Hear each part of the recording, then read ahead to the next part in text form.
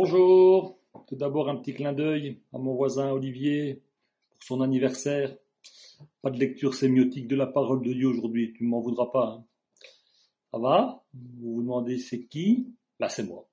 Peut-être que c'est mon frère jumeau, ou peut-être celui qui a la même voix que moi. Petite mise en scène qui sème le trouble, hein. Que faut-il croire? Qui faut-il croire? Faut-il vraiment croire? Ou voir pour être vu? Pour croire? Compliqué, hein.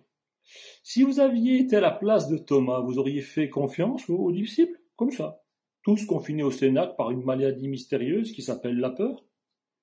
Vous auriez cru en la parole de Pierre qui venait juste de nier 3 fois celui pour qui il aurait donné sa vie. Moi, je comprends Thomas, mon jumeau. Ouais, le fameux jour de la rencontre de Jésus ressuscité, il était sur la route toute la sainte journée. Il voyait en lui le doute s'immiscer. Bah oui, faire confiance à quelqu'un, le voir partir, disparaître, puis l'abandonner soi-même.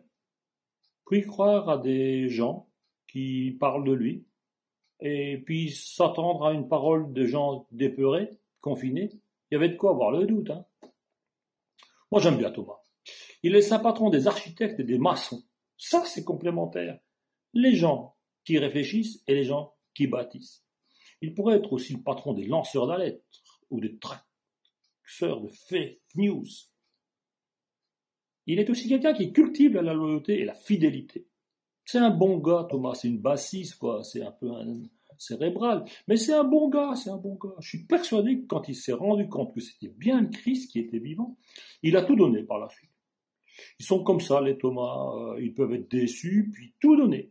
D'ailleurs, le Thomas de l'Évangile, il a été semé la parole en Inde, et il a fini martyr, hein. Moi, je me demande en période de confinement comment auraient fait Thomas et Jésus pour tenir la distanciation sociale. Croire sans voir, c'est dur, hein. Croire sans toucher, c'est possible si on voit. Bon, cela nous éloigne des bonnes nouvelles de l'Évangile de ce jour, que je résumerai en 2 phrases qui font du bien en ces temps. La paix soit avec vous. Et heureux êtes-vous qui? Elle n'est pas actuelle, la parole de Dieu. La paix et heureux. Moi, il m'en faut pas plus. Allez, avant le mot de la fin, la petite pensée du jour inventée par mon Didi mais moi. Ce n'est pas le doute qu'il faut combattre. C'est le manque de foi, d'espérance et de charité. Pas mal, hein? Une chose est sûre et certaine, en tout cas aujourd'hui, c'est que la prochaine fois qu'on se voit à Farnières, ça je vous garantis, hein, qu'on en boit au moins une, hein. Allez, peut-être 2, hein, mais pas trop parce qu'il faut être sérieux quand même. Allez, la paix, hein.